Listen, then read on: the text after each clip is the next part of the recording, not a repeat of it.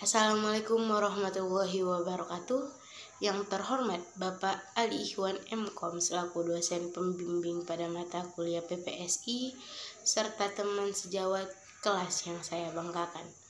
Puji syukur marilah kita panjatkan kepada Allah Subhanahu wa taala dan sholawat serta salam semoga tetap tercurahkan kepada baginda Rasulullah Muhammad SAW. Kami dari kelompok 7 akan mempresentasikan hasil diskusi kami. Adapun topik yang akan kita bicarakan pada presentasi kali ini yaitu tentang CBIS.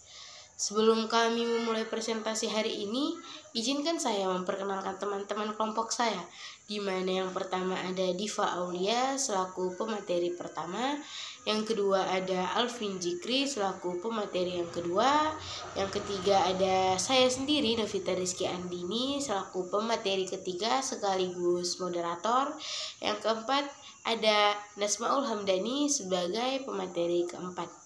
Dengan mengucapkan Bismillahirrahmanirrahim, kami memulai presentasi kami pada hari ini. Assalamualaikum warahmatullahi wabarakatuh. Nama saya Diva Aulia. Saya di sini sebagai pemateri pertama akan menjelaskan tentang pengertian CBIS dan komponen-komponennya.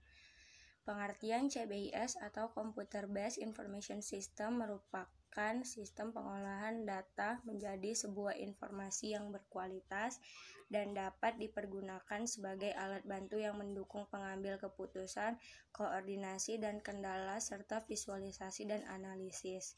CBIS merupakan sebuah alat bantu yang sangat cocok digunakan pada sebuah organisasi bisnis yang memiliki banyak sekali data-data. CBIS difungsikan untuk pengolahan data tersebut sehingga dari berbagai data yang terkumpul dapat dirangkum menjadi satu untuk selanjutnya. CBIS juga digunakan untuk melakukan monitoring laju kinerja sebuah organisasi bisnis yang diukur melalui setiap data yang masuk. Komponen-komponen CBIS yaitu 1. Hardware. Perangkat komputer seperti keyboard, monitor, prosesor, dan printer digunakan untuk menampilkan input, proses, dan aktivitas output. 2. Software program komputer yang memerintahkan operasi komputer. 3. Database, sekumpulan koleksi data yang terdiri dari 2 atau lebih data yang saling berhubungan. People adalah yang bekerja dengan Computer Based Information System. Orang adalah elemen paling penting dalam Computer Based Information System. Prosedur, strategi, kebijakan, metode, dan aturan untuk menggunakan Computer Based Information System. Telecommunication Network and Internet digunakan untuk menghubungkan komputer dan perangkat komputer di gedung, kota, daerah, atau seberang dunia untuk memungkinkan terjadinya komunikasi elektronik. Internet adalah jaringan komputer terbesar di dunia yang merupakan interkoneksi jaringan. Assalamualaikum warahmatullahi wabarakatuh. Perkenalkan, nama saya Alvin Jikri. Saya di sini sebagai pemateri yang akan menjelaskan tentang subsistem dari CBIS. Subsistem dari CBIS. Yang pertama ada Sistem Informasi Akuntansi atau SIA. SIA adalah sistem informasi yang melaksanakan aplikasi akuntansi perusahaan, yaitu sebagai pengolah data perusahaan. Perusahaan tidak dapat memilih untuk menggunakan SIA atau tidak.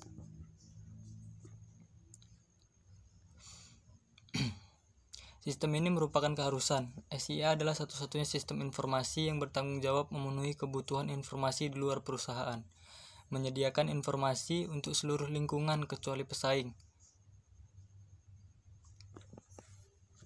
Karakteristik SIA. Yang pertama, melaksanakan tugas yang diperlukan, berpegang pada prosedur yang relatif standar, menangani data yang rinci, berfokus pada historis, dan menyediakan informasi pemecahan masalah minimal. Tugas utama SIA. 1. Pengumpulan data. 2. Manipulasi data. 3. Penyimpanan data. Dan 4. Menyediakan dokumen. Peran-peran SIA dalam CBIS. 1. SIA menghasilkan beberapa output informasi dalam bentuk laporan akuntansi standar. Dan kedua, SIA menyediakan database yang lengkap untuk digunakan dalam pemecahan masalah. Lalu subsistem yang kedua ada Sistem Informasi Manajemen atau SIM. Adalah suatu sistem berbasis database komputer yang menyediakan informasi bagi beberapa pemakai dengan kebutuhan yang serupa. Para pemakai biasanya membentuk suatu entitas formal perusahaan atau subunit di bawahnya. Yang ketiga ada sistem pendukung keputusan atau Decision Support System. Dalam upaya memecahkan masalah, kan jadi kayak baca. Dalam upaya memecahkan masalah, seorang problem solver akan banyak membuat keputusan. Keputusan harus diambil untuk menghindari atau mengurangi dampak negatif atau untuk memanfaatkan peluang. Tujuan sistem pendukung keputusan atau Decision Support System membantu manajer membuat keputusan untuk pemecahan masalah semi terstruktur, mendukung penilaian manajer bukan mencoba menggantikannya. Meningkatkan efektivitas pengambilan keputusan manajer daripada efisiensinya. Assalamualaikum warahmatullahi wabarakatuh. Perkenalkan, nama saya Novita Rizky Andini dari kelompok 7 sebagai pemateri ketiga, di mana di sini saya akan melanjutkan penjelasan dari pemateri kedua tentang subsistem dari CBIS atau bagian-bagiannya. Yang keempat yaitu automasi perkantoran atau OA. Automasi perkantoran disebut dengan istilah kantor virtual, mencakup semua sistem elektronik formal dan informal, terutama berkaitan dengan komunikasi informasi dari orang-orang di dalam maupun di luar perusahaan. Automasi perkantoran tidak dapat menggantikan komunikasi interpersonal tradisional seperti tatap muka, percakapan telepon, tulisan memo, dan lain sebagainya.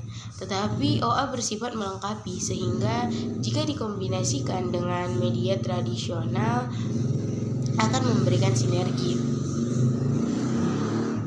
Tujuan OA ada 3. Yang pertama yaitu menghindari biaya beban kerja seperti penambahan karyawan. Dapat ditundanya penambahan karyawan. Yang kedua, pemecahan masalah kelompok. Dan yang ketiga, memberikan kontribusi untuk komunikasi antar manajer. Yang kelima yaitu sistem pakar atau expert system, di mana expert system di sini adalah sebuah sistem informasi yang memiliki intelijensia buatan atau artificial intelligence yang menyerupai intelijensia manusia. Sistem pakar atau expert system mirip dengan sistem pendukung keputusan, yaitu bertujuan menyediakan dukungan pemecahan masalah tingkat tinggi untuk pemakainya. Perbedaan pakar sistem dan sistem pendukung keputusan adalah di mana di sini expert system atau pakar sistem memiliki kemampuan dalam hal menjelaskan alur penalaran untuk mencapai suatu pemecahan masalah tertentu. Jadi sangat sering terjadi penjelasan cara pemecahan masalah ternyata lebih berharga dari pemecahannya itu sendiri. Sekian penjelasan dari saya. Yang selanjutnya akan dilanjutkan oleh pemateri keempat, yaitu Saudara Nasmaul Hamdani. Kepada Saudara Nasmaul Hamdani, saya persilahkan. Baiklah, perkenalkan saya Nasmaul Hamdani. Ingin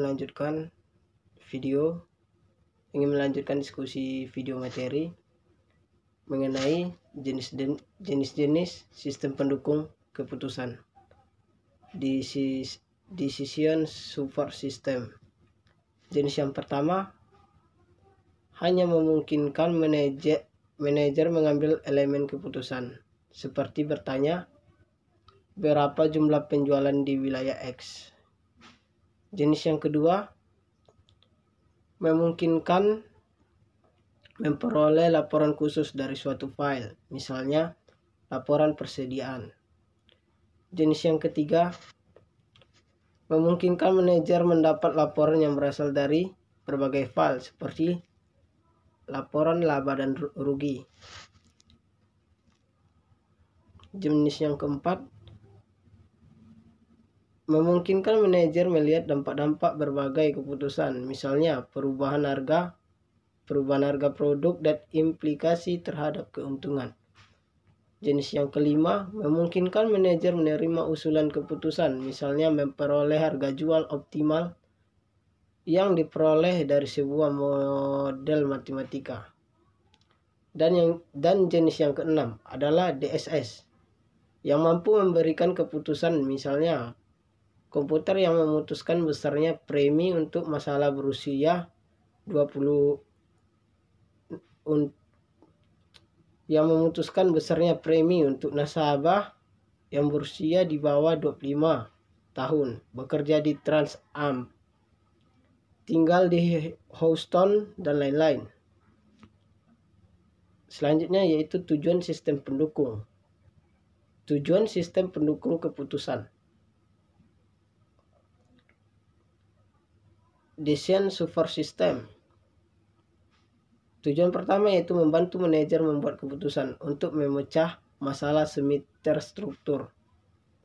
Yang kedua, mendukung penilaian manajer, bukan mencoba menggantikannya.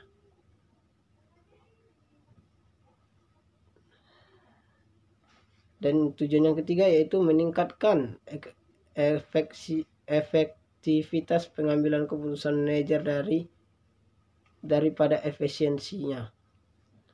Oke, cukup sekian yang dapat saya sampaikan. Kurang lebihnya saya mohon maaf. Dengan berakhirnya penyampaian materi dari Saudara Nasmaul Hamdani, maka demikianlah presentasi yang telah kami lakukan. Saya sebagai moderator yang mewakili rekan-rekan saya meminta maaf jika ada kesalahan, baik itu kesalahan yang disengaja ataupun kesalahan yang tidak disengaja. Marilah kita tutup sesi presentasi ini dengan mengucapkan hamdalah. Assalamualaikum warahmatullahi wabarakatuh.